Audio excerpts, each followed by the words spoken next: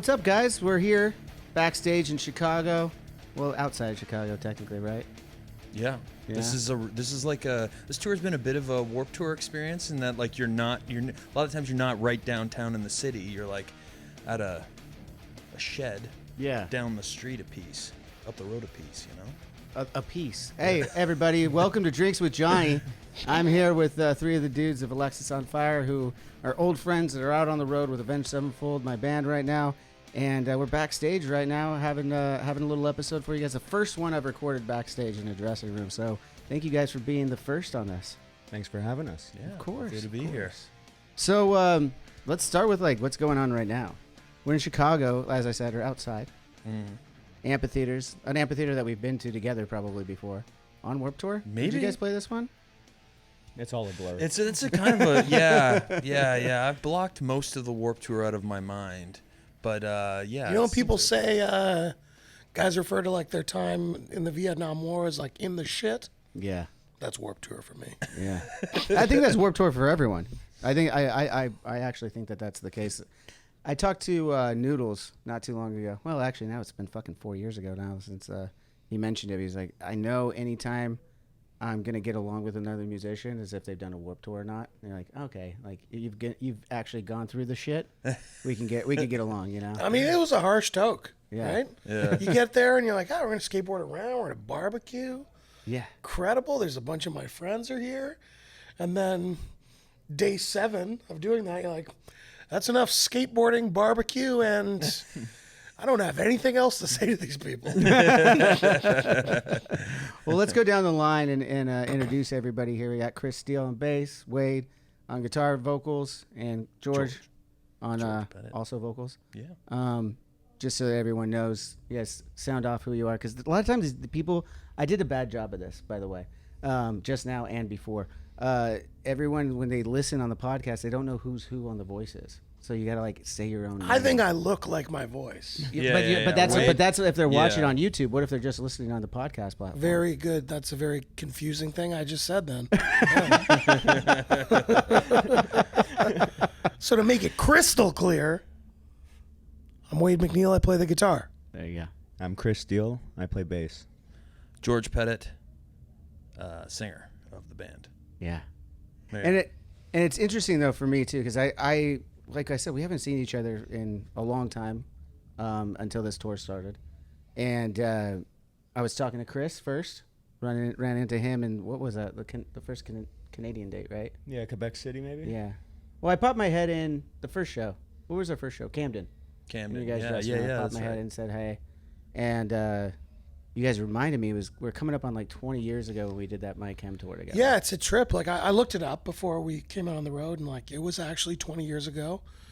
Us, you guys, and then My Chemical Romance. You know, I don't know what ever happened to them. I don't know if they did anything after that tour. Yeah. Just a lot of great bands that just kind of fizzle off into obscurity, and That was one of them. I thought they really had something.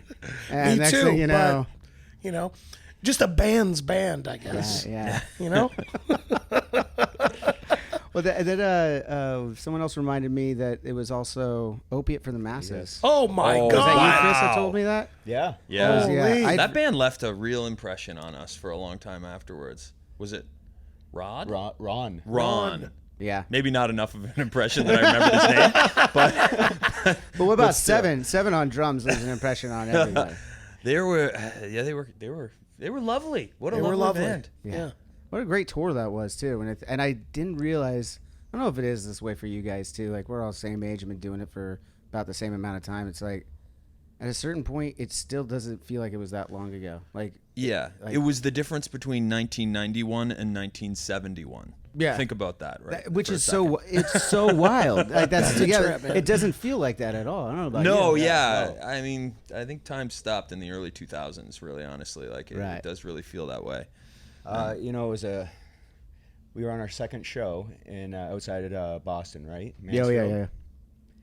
And I was recalling the beginning of our tour 20 years ago, and we had just played South by Southwest, and we did a small like Equal Vision run to get there. Yeah. And in St. Louis, Dallas was skateboarding and busted up his ankle real bad. That's right. And then like played in a chair and wore like a plastic boot, right, for Yeah. a while. And so that's how we started, I think, the Avenged tour 20 years ago. And then day 2, Brian had an episode with his leg, and I was like, Ooh, is this I happening would have. again? If Brian ended up in a boot this- after Mansfield, that would have just been glad he's okay, serendipitous. but no, crazy. I'm not. But My yeah, best friend, time fuck is that a guy. flat circle. It is. Yeah. Here's It one is thing what I it is. remember I don't about understand it. that was kind of the end of us skateboarding on tour. You know, That we would all used to probably bring put our it. That would boards. probably put it when Dallas Da- was in a boot, because even after he was in a chair at first, right? Yeah. And then he had to wear it for so long that I think that we even did some of the Warped Tour dates with, and he was able to walk around on stage at one point, but still had the boot on. If I I remember feel like it correctly. wasn't too big a deal because we were playing such shitholes. There was nowhere for him to walk, so he was just like kind of leaning against The the wall. stages of the were bar. a little Yeah. bit smaller. Yeah, it's chill. Yeah. But I do remember very vividly the night that he did that to his leg. He was trying to drive the van for some reason. He's always trying to do everything. Wow. He won't stop. Yeah. Won't chill out.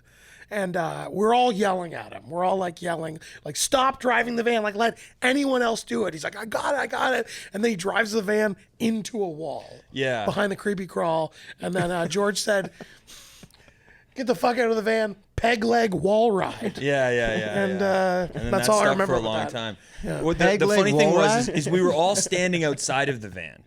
Dallas is in the van. He puts it into drive, but then he goes to do something, and he takes his foot off the brake, and he's not paying any attention. So we're all watching the van move as slowly as humanly possible, and then just crash into a wall. Like, no damage to the van whatsoever, but we're all just like, what the fuck's going on? It was going slow enough. He could just put it in park, and it would have stopped. Yeah, no, that was exactly it. Took his foot off the brake. He's looking around for his phone and keys, just like looks up, and then he's hitting a wall. It was great. Yeah. Good times, the van days. Oh, yeah. The good old van days. How many buses are you guys out on this tour with? How many do you have? We have 3 band, 2 crew, I believe. So that's 5? Yeah, I Yeah, we believe got so. 6. I believe it. You guys should have more. We have- I mean, after headlining the other night in You headline Pine Knob like we We do? picked up a Pine couple Knob. buses after that night. Started with 2. Second, we headlined Pine Knob. We're like, we need a couple more buses. There's not even any people on them. They're just there. Yeah, I do. Well, I mean, like I said though, like we were saying before we rolled tape. Do you guys think you're gonna let us headline tonight, or is I'm there- pretty happy for you guys to just play and not have a lightning storm. Yeah. It would be nice. That'd be good, It'd be yeah. nice. We got lightninged off the planet when we went to Florida last time. We were playing Welcome to Rockville, and so we slide into this, Daytona Speedway. We get there, and there's like these, roving thunderstorms that keep coming in, and they keep having to shut the grounds, and everyone's leaving. Yeah. 150 lightning strikes on the festival grounds. During our set when we were supposed to play, we were pretty much one of the few bands that didn't get to play. So we pretty much just sat around the Daytona Speedway for 12 hours. And Wow. while bands were like constantly having to cancel their show, Guns N' Roses couldn't play. Yeah, You guys so were it on was- the GNR day. Yeah, Okay. yeah. You Would've guys been just nice. recently played that Yeah. a few months ago. May, yeah, just 2 months ago. Yeah. Wait, what month are we in? We're at the end of July, right? Good question. Yeah. No one fucking knows in a fucking What year is backstage what day it is. Yeah, so a couple months ago we just did that was our second show back from our 5-year hiatus. It's a strange sensation, isn't it? Oh, it's so you It's guys can all familiar, but speak it's to it. weird. Speak to it too. I'm so Yeah. glad to have you guys on here. Another band that can speak to having that kind of hiatus, and then coming back to it. It is surreal, man. Like, luckily we did like a little 3,000. What are you doing, Rafa? This is so unprofessional. Bush League, man. This is why you're only interning on Drinks with Johnny. Going back to running the operation myself. I had a good mind to tell M Shadows about this.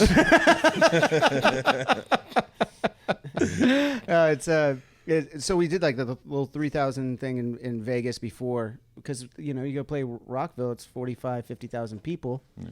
Like, it's been 5 years. It's already gonna be surreal enough. I don't need it to be in front of 50,000 people, and so, but it still was. You go up there, it's a completely different vibe. My son seeing me for the first time to his recollection, which Oh, what a was trip. amazing. That's Yeah, I got to fun, wave to him from the stage, and Shay was walking down. I was like, Dad's not just a stay-at-home piece of crap. So I do more than podcasts, son. You know. So no, it was really cool, but absolutely, it's surreal. But at the same time, for me, I don't know about you guys. You all speak to it individually, but for me, it felt so right. It was like the moment I went up there, I was like, at first you're kind of like, is this really happening again? And then it's like, oh yeah, this is really fucking happening again, and I'm like ready for it. And just like, it felt like my purpose was being reused, I guess. Yeah. You know? Well, I think we all, used to travel like constantly, and we were constantly touring, and we built this kind of neural pathway in our heads. So that for performance, I guess, right? So I remember that after our first shows back after our time off, and also post pandemic, I get like super nervous before we play now because I'm not used to doing it all the time, and you get scared. But then like you walk up to that precipice of the stage and you step out there, and it's like that neural pathway that I've spent all those years in the van and touring around building just fires immediately, and we're right back into performance, right? So it was that's kind of how it felt for me, definitely. I was worried that you lose something by not doing it, and then the second you get out there, you realize that it was there the whole time, and yeah. I'm glad it felt like right for you. It's not, I don't think, always the case with time off and coming back to it. My perspective is, I think that the family that, speaking on behalf of like us doing it and having a number of years go by, we all kind of like find our footing in different avenues in life and do different things, come back and do this familiar thing again. But it felt right in the way, I think, just with the connection we have with one another. Right. And that's what made it feel right, and then it felt so right that we thought, without creating at that time in 2015, like a big master plan, let's just have fun with it. Yeah. It kind of forces you to get back to that, though, right? Because that's like where we all started, is just to go have fun with it. And then the business comes later, the longevity, the abundance of shows back to back, being around each other. As much as you love each other, there's still bad days, and you get jaded of that shit eventually. That time apart, I think you're speaking to, correct me if I'm wrong, when you do bring it back together, when it is like a family and you've been through it all together, it makes you reappreciate each other and what you're doing together. Like, you're out, like, the easiest, like, coolest, not easiest, but one of the coolest fucking jobs you could have, right? And you're getting to do it with other guys that you consider family and have each other's backs and everything. And like, really putting that into perspective, both from time off and you mentioned the pandemic, I think was a huge thing for all of us, right? Yeah. I think, being able to come back to it, and just, I don't know, maybe give it the respect it deserves. Yeah. Not that we didn't take it seriously, because we fucking worked our ass off, and we really did care. But I think we were able to, in the time away, maybe shed some of the stuff that wasn't doing us any good. The way we'd go about certain things, the rules we'd created for ourselves, for our band, for our music, what we can do, what we can't do. We let a lot of that go. And yeah, it's been a really beautiful experience for us, like, becoming like a band again. And I think we can all say, the five of us can all say, our lives feel like more enriched having it in it. Yeah. And we're more grateful, and we're more present in what we do. And that's incredible, because, I don't know, that's not the story for a lot of bands. Right. I'm glad to hear you say that, coming back has been this really positive thing for you guys, because, that's not the case for a lot of bands. A lot of bands never even get a chance to try it again. Right. They don't allow themselves to do it. And yeah, this, like, it's hard to beat, like, when everything lines up and you guys are like, when you're when you're with your guys and it's like everything's clicking on stage, like I don't know, it's hard to beat that.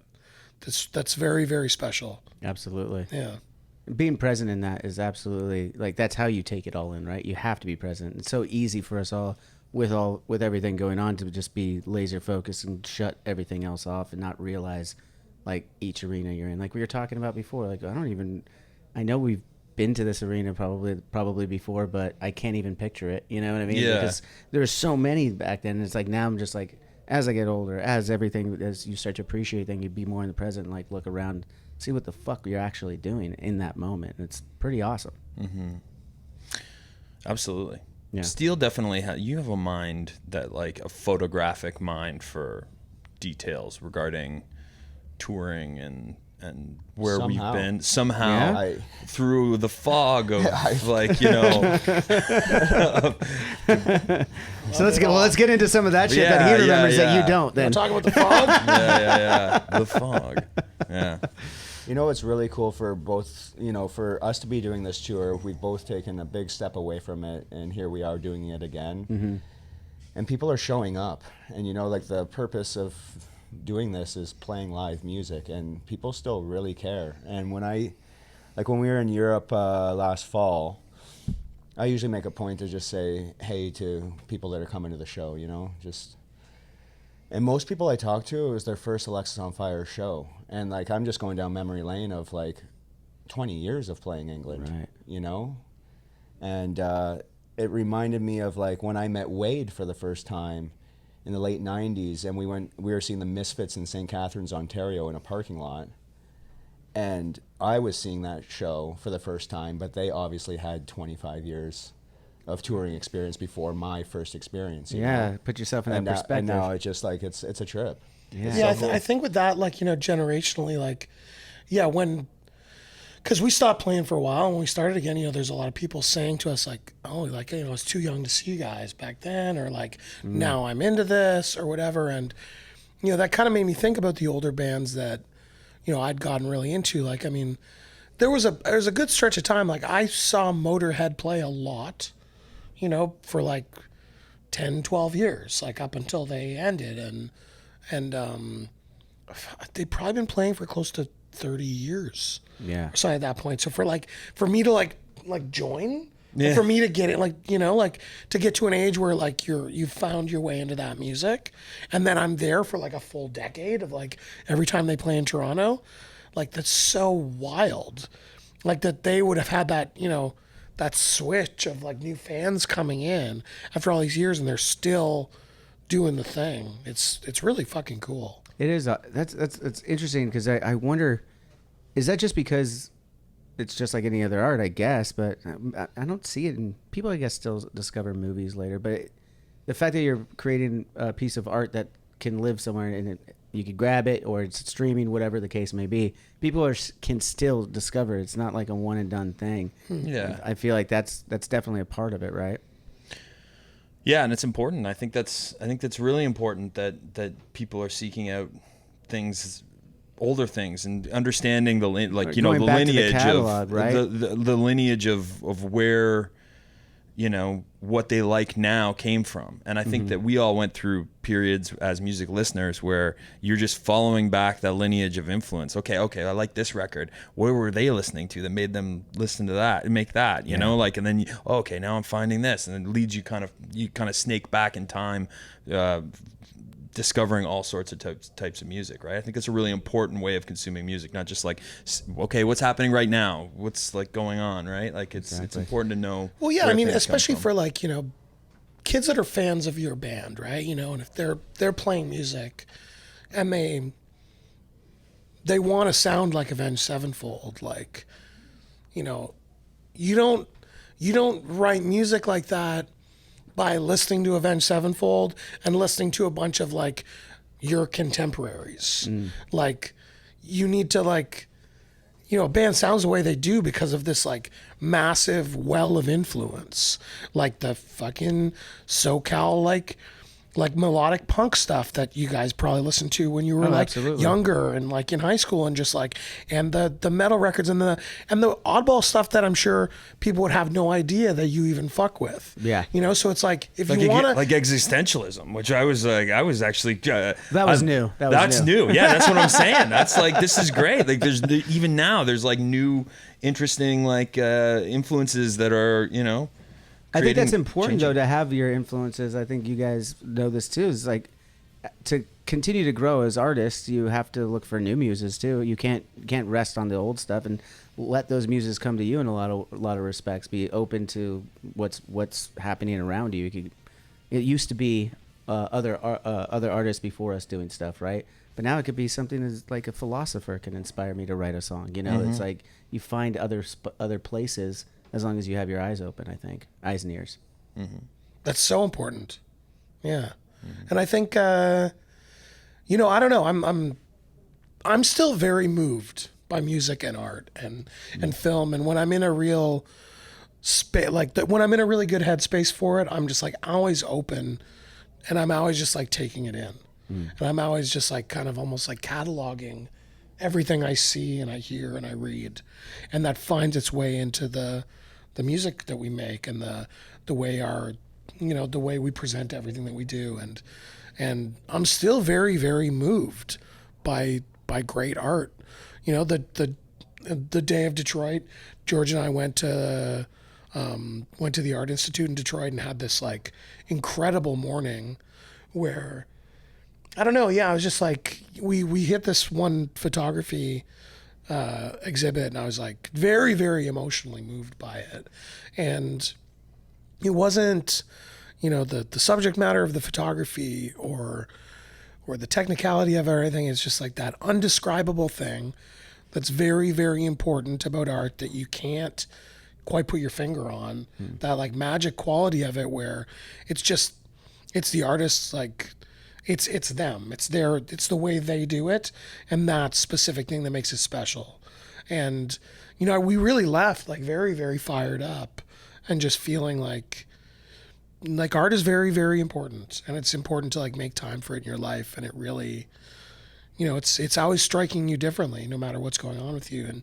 And maybe that stuff resonated with me that day because of what's personally going on with me right now or whatever. And, but yeah, I don't know. I think we Wade definitely lost his pet turtle. I was just going to ask. tour. Wait. He What's personally going on right now? Or do you mind indulge? You don't have to indulge into it if you don't want to, or just give a little. when Samson, my turtle, Wait, died. Samson the turtle, huh? I have a fucking turtle. No, he doesn't have a turtle. That was just Not anymore. No, yeah, not anymore. We're getting a little too. I guess we're getting a little too serious. No, it's okay. I don't know. I just felt like It's just I like saw a little beach ball go it's up. it's I nice. decided It's to nice like to it. be inspired and like Right. and to put that into. I'm sure that translated in some capacity into the show that night. Yeah, Yeah. definitely. I think we try and do as much of that on the road as possible. If we have an opportunity to do something, either to see a concert while we're on the road, or go to an art gallery, or go to a museum, or whatever, like those are things that I think we do more now than we did back in the day. A lot of the times, you know, when you're doing 3 months of touring in the United States, sometimes you just like can't be fucked to do anything, or you see the 3-block radius around the club and that's enough. Totally. I think we're more and more trying to experience the cities we're in and appreciate, you know, the architecture and the local culture, as opposed to what we were doing, you know, a long time ago, which was mostly drinking. Yeah. Speaking of, I'm going to crack a beer. I know you're the only one here. I know you got a show, so I don't know. I usually don't drink before, but this is a special show. This is a special and occasion. I might not even get to play tonight. I still don't know. George, do it. It's special. George doing it special. George. Yeah, don't feel obligated. We're not I'm peer in. pressuring over here, but Man. cheers, everybody. Thanks for being on the show, of course. Along the lines of what we were just talking about last fall, we did like a 5-day run in California. Yep. But because we're like so infrequent with touring, it felt like a month, just the way that the shows were. Yeah. And then towards the end, we were in San Diego, and by chance, like, our good friends from our small hometown were playing at a small club in San Diego called The Outfit. And it's the first time I've seen them. Love their records. And It was the first time you got to see him I live? got to see him live in Oh, this wow. like really tiny club, and it just fired me up. Like I was starting to drag my heels after 6 days of being on the road, and I was Yeah. just like fired 6 up. days is real 6 brutal. days. Oh man. How long has this tour been then? Feeling a little logy from all the caviar we had earlier. You know? And then I was talking to the drummer about like a certain song. And he's like, I don't know what that is. The whole set is one song to me because transitionally it's just What is this band One now? song. I'm Oh yeah, very like interested. are you familiar with this guy Dan Romano is he played in a band called Attack in Black that we toured with back in the day. Okay. And then he kind of went off on his own and kind of did this like has had this kind of arcing career where he started off doing like rhinestone cowboy sort of like country music. Okay. And then kind of branched out into like, I don't know, psych rock kind of stuff. It's hard to explain, but Americana maybe. And his band is as like it is remarkable. I was floored by it as well. Like they're just for people that are just playing rock music, it was like I'd never seen a rock show before. You know, like they were incredible. It's just like him flanked by like these two incredible women that like are singing and playing guitar or like playing tambourine with him and stuff like that. And it's just a very fun show. And it flows like it was all airtight. Like there was no like, here's song number 1. All right, we're gonna stop for a second, tune the guitar. It just like kept going and kept rolling. It was Cool. great. Very cool. That's a cool vibe. So that sounds like no interaction with the crowd then, like everything just kind of rolls into each song, or is that the way they do it? I think that like, is the interaction with the crowd, just the the- way it is. Yeah. And then me being like, oh, I want this tour to end, and like being like complaining about my air conditioned like hotel room, and they're like, yeah, we got to go. We're playing a pizza kitchen in Santa Cruz tomorrow. We got to drive overnight, and just put things in perspective, remembering those days. Oh yeah. Yeah. Yeah. But it fired me up. Just trying to like do as much. I think in the last few years, we've all done really good at getting outside of the venues, getting outside of the hotel rooms, and like making the most of it. It's very important, actually, dude. Like, seriously, I was happy to see you guys. That was the first time when we were all in Detroit and went and saw the Tigers-Angels game. That was the first time on this tour that I really got out and did anything. And, like, I was starting to feel it, man. Like, you start to feel that depression starts to really kick in. Like, it's a true thing. Sometimes you need to just like have the hotel room and you need to like lay day to down yourself- and a day a to day to yourself, yourself, like for sure. that makes sense. There was time I really struggled with that. I took a lot of time in Montreal to myself, and it was nice, but I did have that like pull of like, I'm in Montreal. This is an incredible city with lots to do. I should be out doing things. But then you're just like, oh, they got Netflix on the TV here. George just went into his sexy voice about Netflix, by the way, in case anyone can catch that. Ooh. I can watch. I think you should leave for the 15th time. I'm going to Netflix and Do chill with nothing. myself Yeah, in Montreal. Just disassociate for a while. Sultry, I love it, man. That's good.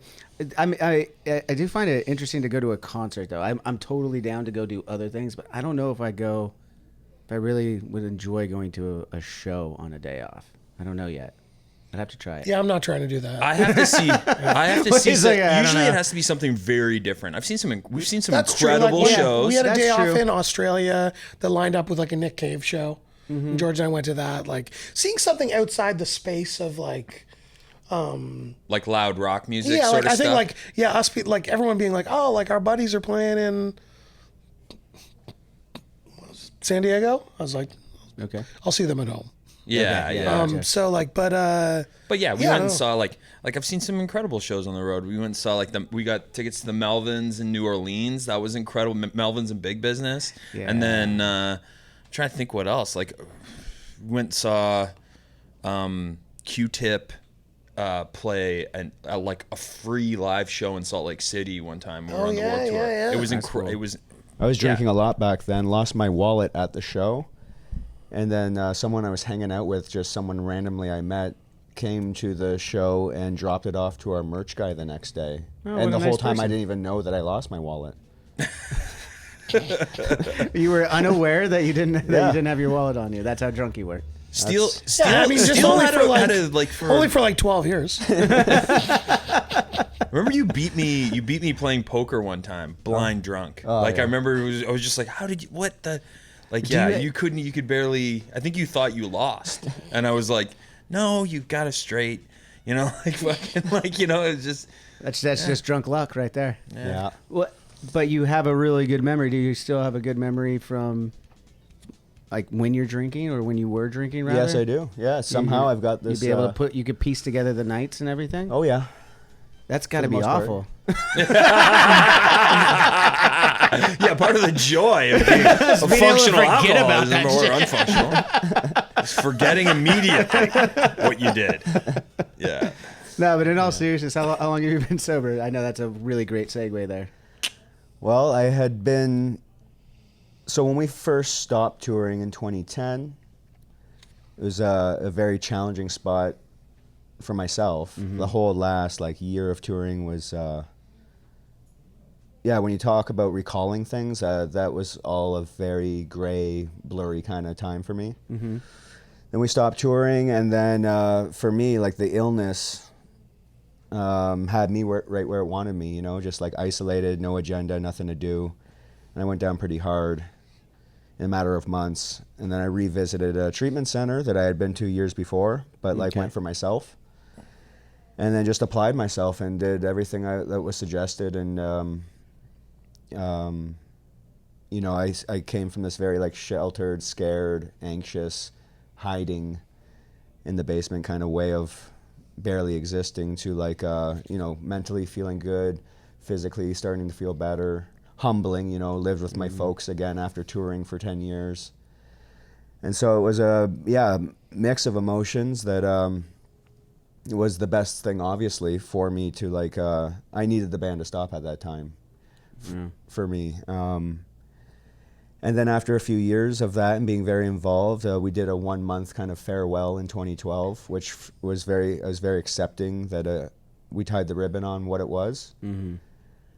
And then took a couple of years for myself to explore and sober. So I went from a very scared guy in a basement to roaming around the world for 2 years by myself. You said you did that by yourself, too. Yeah, when you say all over the world, how many countries did you visit? There's 17 in that 2 years. Damn. The first year was focused on South Asia, mostly India, Sri Lanka, Nepal, Turkey, Morocco, all of South America. And those are places we don't get to go tour. Yeah, and just opening my eyes to new it's experiences. really cool. I stepped away from music completely. I was exposed to interesting cultural, musical experiences and, you know, festivals and places I was on that journey. But I don't think it was a spiritual soul-seeking thing, but inevitably I was just living my life and growing, and I felt free. And then music brought me home. I didn't have a phone. I was at an internet cafe in Myanmar almost 2 years in, and there's an email about playing Montreal Heavy, a festival that it shocked me. I thought we were done, which I was okay, but you accepted it. Yeah, and I was maybe I had an open mind. If something while I was away, either I met someone or a career opportunity or whatever. But so music essentially brought me back. We did the festivals. Life continued. I got involved in a new career, barbering, and things got busy. And I stopped paying attention to myself. And they're all very positive things in my life: a new career, a relationship, a house, a thing, you know, material things. Yeah. And then came a time where I drank again after 8 years of being sober, which is very challenging. Of course, I mean, I'm lucky. A lot of people don't get a chance to come back. Yeah. In the reality of it. And I had a difficult 16 months of, 5 months sober, drink again for a couple of days. And I was just so hard on myself, and I felt like I lost trust and, maybe being a people pleaser, I felt like a failure.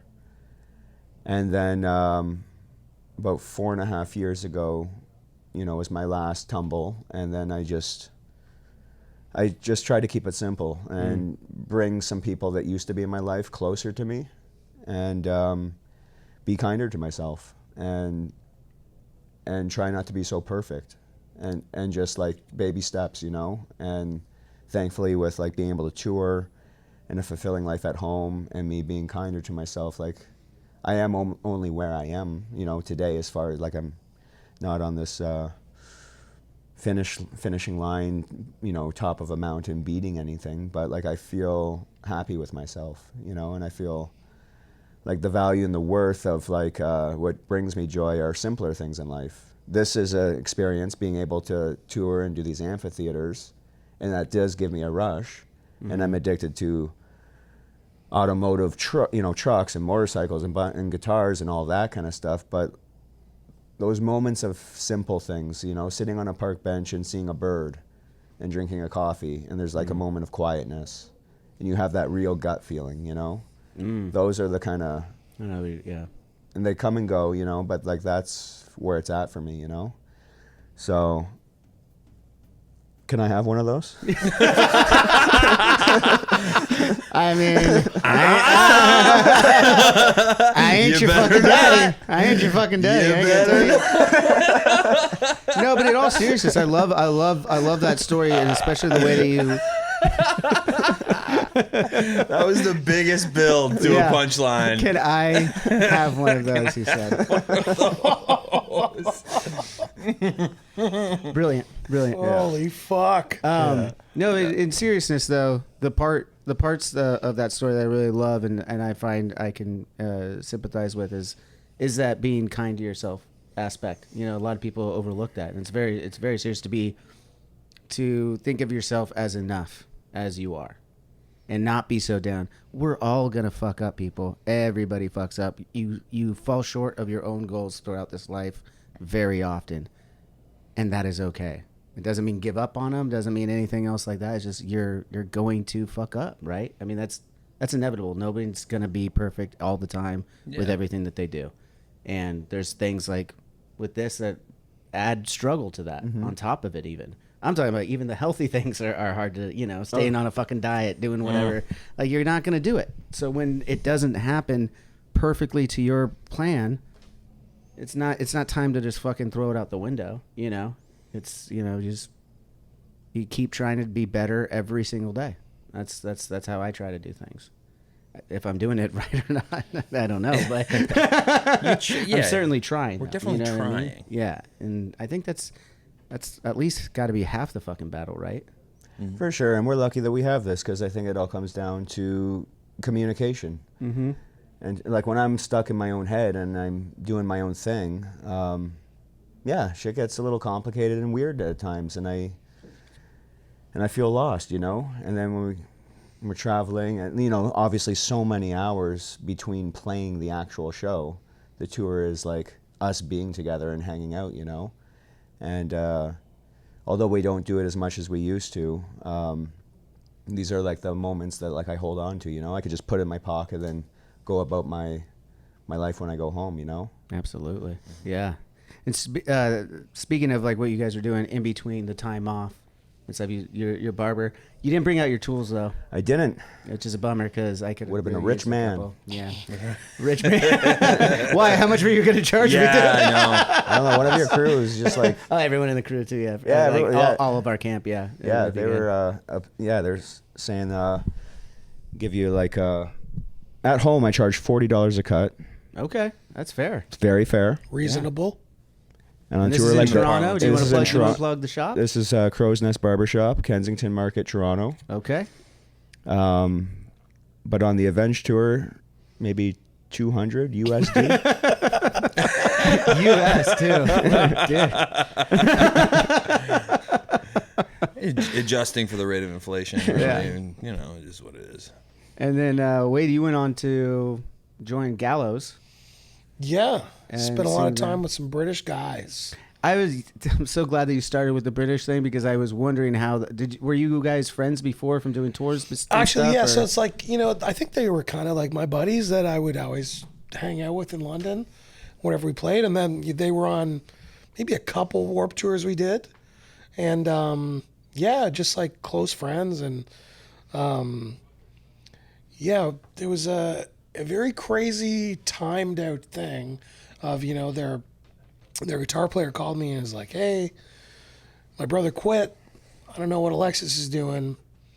but do you want to like come over and come to band practice and see what it's like? And I was like, the band is breaking up. Like, you know, like Dallas is going to focus on Seeing Color full time. Like book the flight, I guess. And so they flew you out? Yeah, I just kind of like, I got there and I was like, maybe we just write a song. We like wrote a song, and that was kind of it. And it was very like quick, like, you know, coming out of this, doing Alexis for so long, and then just like stepping into that immediately. And also because of, you know, where they were at and the way, like, kind of like their singer left, like there was tours booked, there was studio time booked, and I just really stepped into it. It was very hectic, like off the jump. First of all, it's a wild thing, like, you know, replacing a singer. Not only just a singer, a brother. Yeah, for sure. You know, like that's to me, that's got to be an added thing too. Yeah, absolutely. And so everything was like really kind of just like kicked into high speed really quick. Like flew out to California, made a EP with like Joby from the Bronx. Oh, Joby. Yeah, man. I haven't seen that guy in a long time. And then just like went on the road, did like an American tour like right away. And you know, very much just like, yeah, it was very strange. It was a strange time because like you know, Alexis breaking up was tough. You know, I think it was sure like, that was not an easy decision. It wasn't. It did fucking hurt all of us. Like, you know, even in like, and I think even now we have a better understanding of, you know, even though like initially began with Dallas being like, I can't do this anymore. You know, I think we can even appreciate the difficulties for him in doing that. Absolutely. In this time, you know, where we're at now. Right. But yeah, it was like the band was everything for us, and then it was gone. And so it was a real trip, like jumping into something else. And I think I felt pretty rocked by like not doing Alexis anymore, and it definitely probably helped like joining a very angry band. Right. And yeah, we toured really hard for like 5 years, made 2 records, and then Gallows and Desolation Sounds. Yeah, we made like a self-title and then Desolation Sounds, and then we were all pretty burnt. And then I felt like it was time for me to get off the road. And so I kind of like told the dudes, like, I got to really pull back on touring. And then I don't know, like I was like, I'm kind of like done with music. I got a job like hosting a radio show in Toronto. Oh, you did? And that was me leaving music, doing a radio show. Doing a radio show. Yeah. And so I did that, and then like music just kind of worked its way back in a very like kind of strange way. I got asked to work on music for that hockey film Goon. Oh, yeah, with Sean Williams. Yeah. And so it's like it's written and done by Jay Baruchel, who's like a Canadian dude, and he asked me to do that, and he really opened the door for me doing like doing film composing work. And very quickly, me leaving the music industry shifted into me like becoming a composer. That's right. I didn't realize that. So yeah, I did that. From that, Jason that worked on Goon created Dark Side of the Ring. Oh, I love that show. So I did I love the episodes that I've watched, but it is heavy. I was talking to Chris just pretty the heavy, other yeah. night about it. I was like, Yeah. I watched a few episodes from the first season, but then like it's like, some of it I don't really want to know. You know? For sure. Just like, you know, and like in a very organic way, like one thing led to another. Worked on the first few seasons of that, and then just like, you know, someone on that was like a creative director that worked for like Ubisoft, and I did music for that video game Far Cry, which I worked on for like 2 years. Damn. Just so much music you need to make for video games. Like, you know, it's not like making an album or doing a score for a film. You know, for Far Cry, they like wanted like hundreds of minutes of music. Like that's what they're asking me to make. You're making like all these loops in all these different things. It's an incredible experience. Wow, I didn't realize. I mean, it makes sense when you say that because the games are so intricate now, and they update them with new levels Like and DLCs maps and stuff, and like yeah, that. It's like, like- well, you got to have shit that's probably written. You want it by the same composer if you can, so it's all in the same vein and stays true to that game, right? And so yeah, it's been a really like cool experience working on that stuff. Just in one thing keeps leading to another. So like I've done a bunch of films and like a bunch of TV at this point.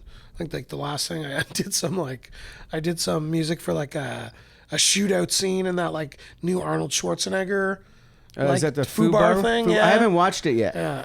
Yeah, it's cool. Just it really facilitates like being able to do music that's very, very different from like my day job, like band, to but having something be like have a purpose. Just because I love all this different types of music, like doesn't mean I'm like making the Wade jazz record. Like I think it'd be like. But I kind of want to hear the Wade jazz record. Wade dub specialist. Wade dub special. With a voice though too. It'd have to be like, super loungy, for sure. Yeah. But like I think but for film, it gives something like that a place. Like if you find that scene that like something like that really suits it. I see what you're saying. Not only like do I get allowed to make something like that, but like it makes sense too, and it's not something I have to like I'm making a record like that and touring it and putting it out a conventional way. It can like exist in that world of the film, and it's been a really cool thing, and I feel like it certainly has made me grow as a writer and a musician. And then ultimately, coming back to Alexis recording again, I think it helped inform that stuff. And I think all of us can really say that about our time away. Dallas making a bunch of City and Color records, touring, playing with different people. What everyone else has done outside of the band, I think we're able to put into this new record. Yeah. And I think the time away and what we've done subsequently, aside from Alexis, has made Alexisonfire better. Right. And allowed us to make the record we just made.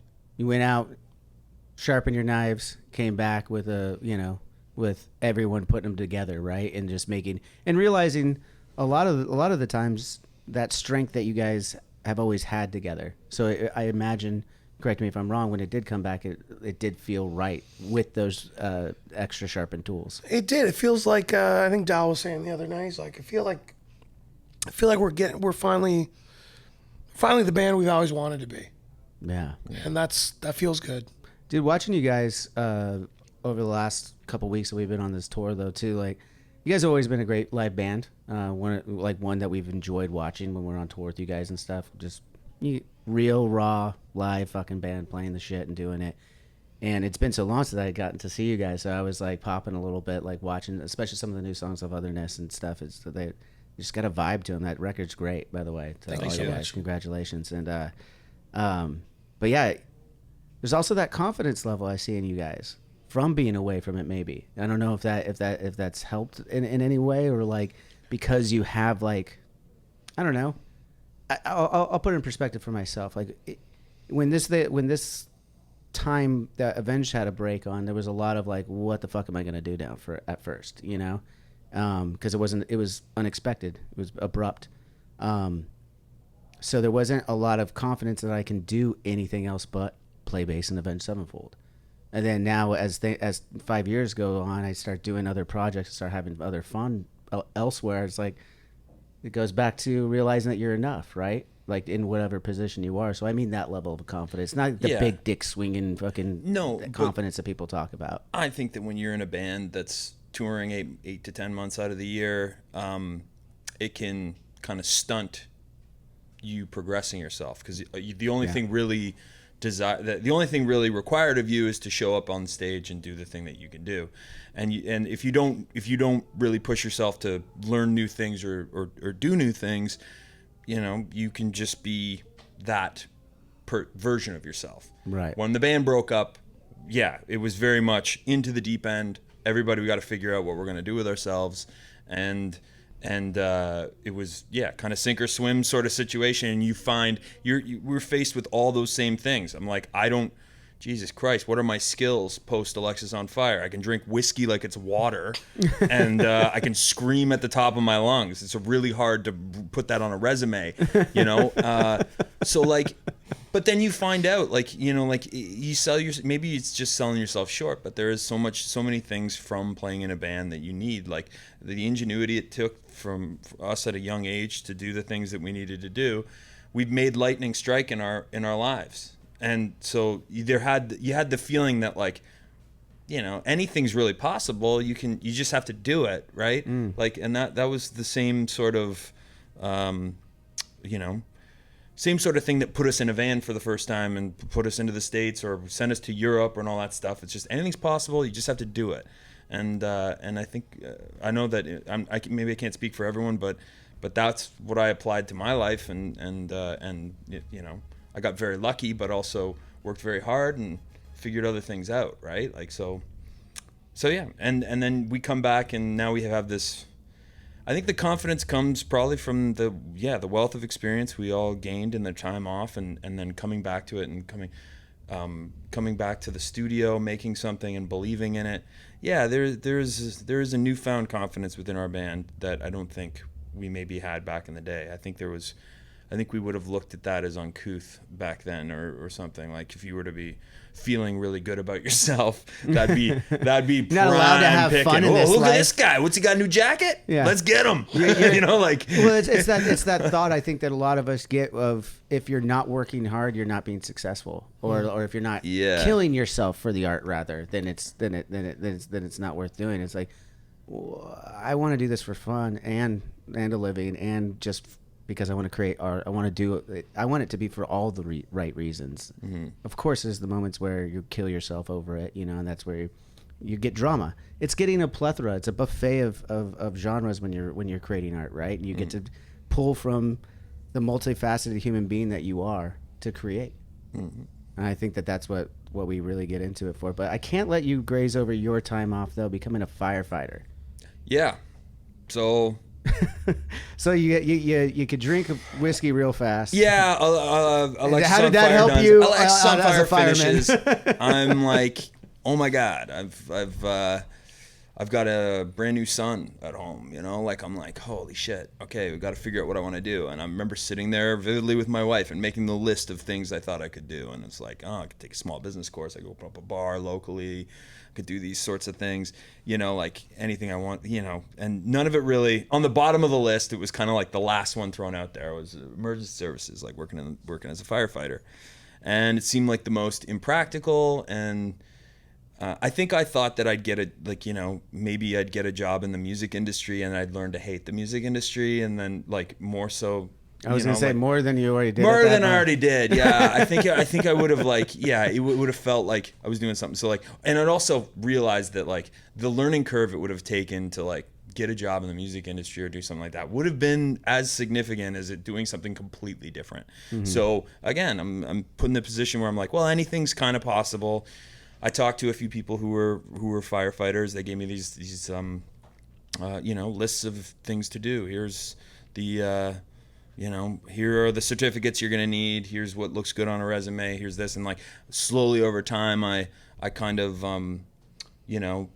built myself up. And it took about, like, 2 years. I took a job working non-emergent patient transfer, driving an ambulance, taking people to their different, like, appointments and stuff like that.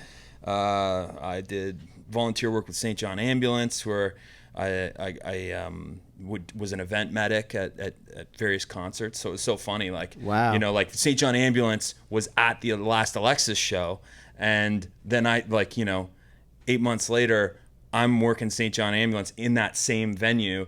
And, like, Motley Crue's playing, and there's, like, a drunk OHL hockey player that's, like, bleeding from the head, and I'm, like, trying to wrangle him and put, gauze on his head and stuff, right? Dude, that's got to put a different we're talking a lot about perspectives, or at least I keep using the fucking word because I'm an asshole. But it's interesting that you end up in the concerts doing that.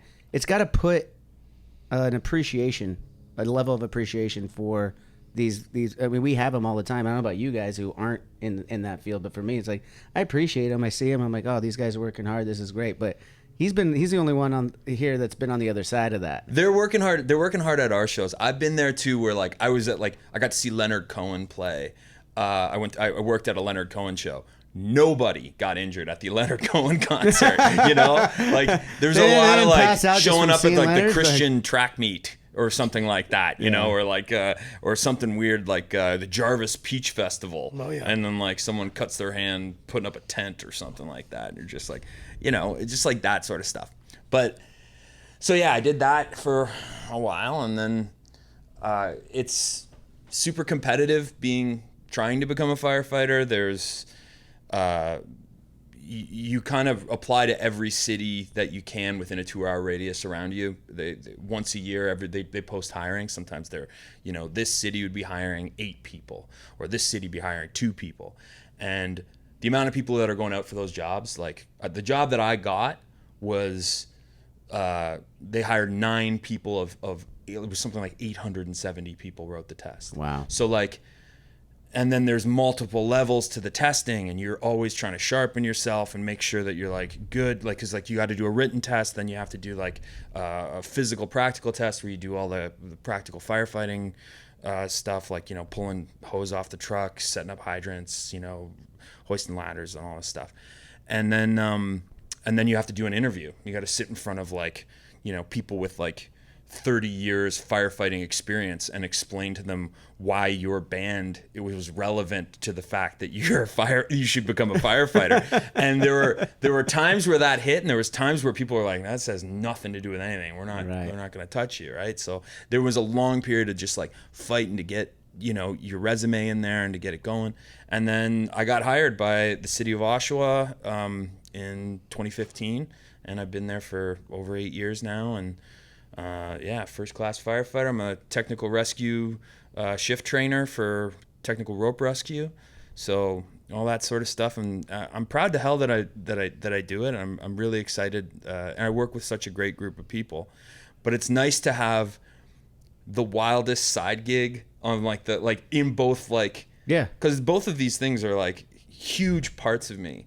And I can just have one foot planted there and one foot planted here. I think like the last year has been figuring out if I can do both of these things at the same time, and I absolutely can. And it's just the joy of that is not lost on me. It's very fun. It's super unique. You're the only guy in a band that I've ever met, like after the 20 years I've been doing this, that has a job like that on the side.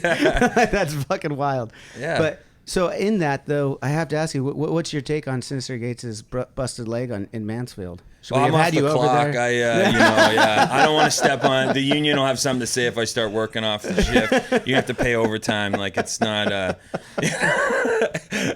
busted leg. I don't know. I want to spray it with a hose or something. I don't know. I was at a baseball.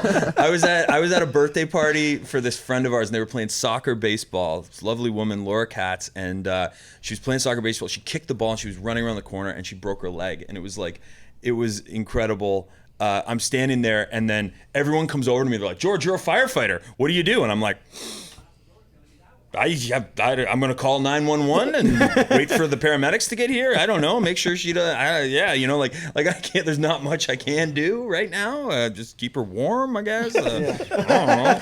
Elevate it. I don't know. Do what my mom said to do when I was a kid. But wait, you just called it. What'd you call it? Soccer, baseball? Oh, they were playing soccer, baseball. Yeah, it's like it's called kickball. Kickball? Yeah. Okay, yeah. Soccer, baseball. And that's a colloquial Canadian thing. You guys call it soccer, baseball? I've never heard of it. You never played? You never heard of soccer? I don't want to learn about it. All right. Well, I change the subject. That's it. We're changing the subject. Either way. I don't want to learn about it. Yeah. Well, let's get back to one thing, and then we'll tie a bow on this again. But you mentioned working on Dark Side of the Ring. We were talking about wrestling the other night. Are you guys also being in Canada? I mean, wrestling's big in Canada now. So like, yeah, man. Do you guys have like a little? I mean, you're a huge wrestling fan, right? I'm an absolutely huge wrestling fan. Well, I can tell you one thing. Bret the Hitman Hart's daughter is definitely going to be out in Calgary. That's what I heard. Yeah, Beans will be in the house. Yeah. So will Blade. Beans? Blades? Yeah. Blades. What is it? Who are you talking about? Either way. The other Hitman kid. I don't know. But That would be awesome. I would They're like lovely. I'd like the invite. She's To great. say We hello. met her the first time. You know, like we were like, oh, okay, this is Hitman's daughter. She's coming out to the show. Okay, we'll hang out with her, and she's driving us around in her SUV, and we're all just kind of like, you know, not trying to be cool, like we don't want to talk stuff, and then like, you know, we get to the later in the night, and I'm like, I want to ask you some questions about wrestling, and she's just like, fucking shoot. Yeah. Like, you know, and then we're like, you know, just as you know, Roddy Piper, he's like, she's at my house for Christmas. Are you kidding me? Like all this stuff, you know, just it was really nice. And she's been a great friend ever since. She's hooked me up. I've got a son that's like extremely into wrestling, and she hooked us up with tickets to SummerSlam when it was in Toronto and stuff like that. It was very cool. So yeah, I've kind of rediscovered it through my son's eyes, and we would go out to a lot of events. We just saw AEW and came through Hamilton a little while ago, which was excellent. Like, you know, Sting and Chris Jericho fought, and these are like two guys that are like, oh my god, It was like, the first time they were ever in the ring together. By the way, know, yeah. And it was hard to believe because they were in WCW together. Numerous times they've probably been over in New Japan. Doing that, they never fought each other. So it's under any of Chris Jericho or Sting's personas. It was the first time it was in AEW. It took that long. It was incredible too. Yeah. Like they really like pulled out all the stops. Sting jumped off a fucking ladder out of the ring. Yeah, I think he's still through a hurt from table. that one, by the way. I mean, like, yeah. I want to do that now. It's impressive. It's impressive. Yeah, for someone who has 62? probably he's mostly scar tissue at this point. Yeah. He just 62, jumped off a ladder. How old's through your a son? Table. He is 13. Okay. I have a 6-year-old son who's also brought me back into wrestling. That and the podcast here. I'm a huge fan of AEW as well as WWE. I think it's a great time as a wrestling fan to have the two factions out right now, the two companies rather, because it's two different things. They're not in competition right now with one another, in my opinion. Aside from the one common ground they have is wrestling, but they have two different ways of presenting it. Yeah, I agree. And there's times when, like, you know, I don't want to talk shit, but, you know, WWE storylines sometimes, like, I'm losing steam with this or that, you know, and I'm kind of for a while that exciting. was, especially when there was I feel like that because there wasn't, after I just said there's no competition, once there was another company around, I feel like it did make him go like, yeah, maybe we should do something, because like there was, without any competition, they had a monopoly on wrestling, right, for 15 years. Oh yeah. That's you get jaded pretty quick after that. Yeah. Well, it's good What if you were the only rock band for 15 years that anyone could listen to? It's good to have something that kind of reminds you that you gotta to work for it a little bit. Yeah. You know? We went out on stage that first day, and it's been a long time since we've opened a show. You know, we have not done a tour opening for somebody in, I don't know, more than a decade or something. And definitely that first part that, you know, the crowd sings a lot of the set. And definitely that first one we were like, and no one sang. Just like crickets, crickets, and you're like, oh, that was when they regretted being on the tour. Wow. They're like, we said yes to this, mother. No, but it's been cool, man. It's been like, you know, we got off stage and we were like, all right, like, how do we? First, we got to remember how we do this, and then just like, you know, start talking about like changing the set, and like, you know, we're like, we got to sing everything, and it's been cool. I mean, it's been a really good experience. Like, I think like playing to a ton of people that like don't know it, which has been. It's been really good. I think it's like making us, you know, Steele was saying the other day, like, it's kind of, you know, when you're playing to just your fans all the time, there's, you know, it's not like we're not putting on an energetic show, but I like feeling like we have to work for it. It's the difference of being around a bunch of yes men or something like that. You know, like if you surrounded yourself with a bunch of yes men all the time, there'd be no one telling you need to step your game up, or like, no, that's actually not really fucking good, you know? Yeah. I remember hearing, I forget what stand-up comic it was, talking about that, where like they get to a point where they don't even trust their audience anymore, and that like the laughs were there the second they walked through the door. Sure. Where like they almost needed to get out of that like comfort zone of having a big audience that's just there for you, so that they can understand if the jokes are funny or not, you know, like, because people just like kind of come preloaded with it. Now, that being said, like, you know, I think we're getting all the laughs. when we do our own shows. I think we're funny. We need to. Yeah. Well, guys, I'll let you get back. We got a show to do tonight here in Illinois, wherever outside Chicago we are. The place that we've been too many times to before. Absolutely. It's gonna be a hot one. It's gonna be cooker. You guys prepared for that? Yeah, I think it's 40 degrees. Dallas and I played Frisbee for like 10 minutes right before this. Jeez. It was mental. It's pretty bad out there? I thrive on it, though. You know, and it's like uncomfortable. And just, I find it easier to go to that place, you know, in your head and just kind of forget everything and just get into it. So, no, it's going to be good. The last few shows we've had in Chicago for our own shows have been like really, really good. So I think playing's it's not supposed to be comfortable. Right. Like for real. Like I'm not like when people are just like, whenever I see some fucking like drummer, like some motherfucker that's wearing like some sort of like cycling shirt or something that like wicks away sweat or something, I'm like, I don't care that like helps you do your job better. Yeah. You look like a fucking bozo. Wear something that's uncomfortable and I don't looks know that fucking who does cool. that? Yeah. Wait. Let's get a Who have you sequin seen that does that? Let's get a shit. sequin jumpsuit on you. Yeah. Exactly, yeah. Who have you seen do that? I think I'm thinking of fucking Copeland Okay. from fucking The Police. Okay. You know, he's like, these fucking gloves help improve my snare rolls, and this keeps my lumbar support, and these cushioned. Does he sell those? Are they like his own signature stuff? Wade's all cops are bastards. I right? know I promised I wouldn't go off about Copeland, George, but Yeah, you really. Oh, here we need to- go. Here we go. Another one of classic Wade's Copeland rants. Jesus Christ. It was that in the Bible rant the other day. What was that? The Bible rant. I don't know. We were talking in the dressing room the other day. You said something. You quoted. It wasn't an actual quote of the Bible. Oh, yeah. That sounds like something. Sounds like something I would say. Yeah. Yeah. But I went to the book and I was like, oh man, it sounded like a really good. I should get, and it wasn't there. That's not in Leviticus. No,